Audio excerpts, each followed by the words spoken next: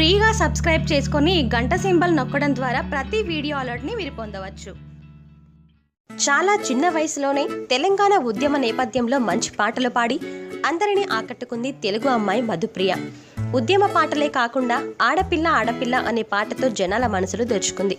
అయితే ఎప్పుడు మంచి విషయాలతో వార్తల్లో కనిపించిన మధుప్రియ ఆ మధ్య ఓ వివాదంలో మీడియాకెక్కింది.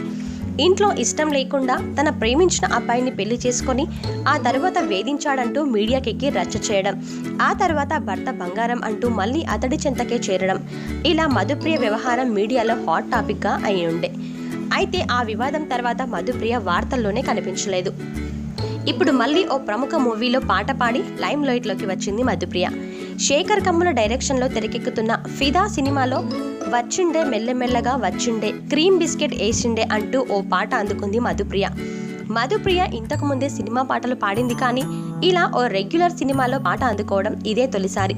ఇందులో హీరోయిన్ పక్కా తెలంగాణ అమ్మాయి, స్లాంగ్ కూడా అలాగే ఉంటుంది. దానికి తగ్గ వాయిస్ అయితే బాగుంటుందని మధుప్రియతో ఈ పాట పాడించారు. తెలంగాణ కవి సుద్దాల అశోక్ తేజ చక్కటి తెలంగాణ పదాలతో ఈ పాట రాశారు.